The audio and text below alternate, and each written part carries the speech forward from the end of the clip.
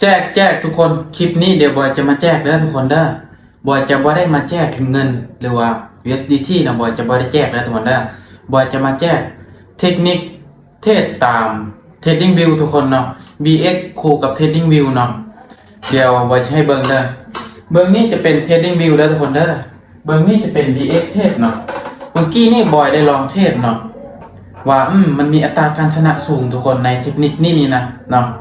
มาเดี๋ยวมื้อนี้เดี๋ยวบอยจะมาเทรดแบบสดๆให้ทุกคนได้เบิ่งเลยเนาะว่ามันมีอัตราการชนะเท่าไหร่ทุกคนเนาะว่าอัตราการชนะนี่สูงบ่ในการเทรดตาม Trading View นี่ทุกคนเนาะมาเดี๋ยวบอยจะเทรดให้ทุกคนเบิ่งแบบสดๆเลยเนาะนี่เนาะเห็นบ่คือปัจจุบันนี้ทุกคนเห็นบ่ Trading View นี่เนาะเบิ่งนี่เนาะเบิ่งขวามือหน่อยเห็นบ่มันกำลังจะลงนี่หน่อยเห็นบ่มันกำลังลงเป็นแดงเห็นบ่ BX กำลังลงคือการมาเอาเดี๋ยวนี้บอยสิตามขายมาเลยเนาะตาม Trading View เด้อทุกคนเด้อนี่บ่เห็นบ่นี่ Trading View นี่จะเป็น1นาทีเนาะครับปรับเป็น1นาทีเนาะ BX นี่จะเป็น30วิเนาะมาลุ้นไปนำกันว่าออเดอร์นี้สิปิดเป็นแดงให้บอยได้บ่เนาะออเดอร์นี้บอยค่อนข้างว่าจะมั่นใจเด้อทุกคนเด้อเนาะบอยสังเกตเบิ่งให้บ่ Trading View ไหลลงมาเลยทุกคนเห็นบ่นี่ Trading View เด้อเบิ่งนี่เนาะนี่เปรียบเทียบกันเนาะนี่ไผที่ว่า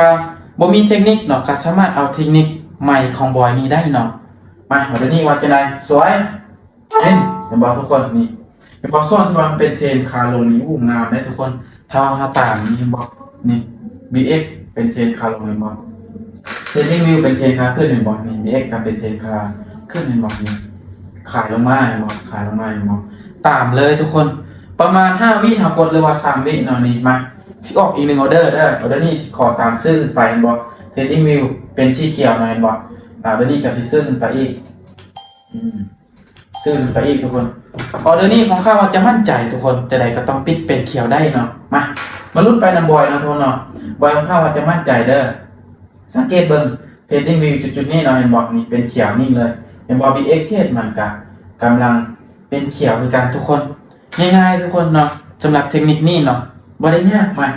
ออเดอร์นี้นี่จะได้กวินทุกคนเห็นบ่ปิดเขียวงามๆเลยนะเด้อโอเคเห็นบ่ดีขึ้นนะทุกคนเห็นบ่ Trading View ก็ดีขึ้นทุกคนเห็นบ่นี่ง่ายๆโอเคสวยเห็นบ่วินมาแล้วทุกคน2ออเดอร์เนาะสำหรับเทคนิคนี้นะง่ายๆเนาะขอแต่ว่าเราตั้งใจเรียนรู้กับมันให้มันหลายๆเนาะสำหรับเทคนิคตัวนี้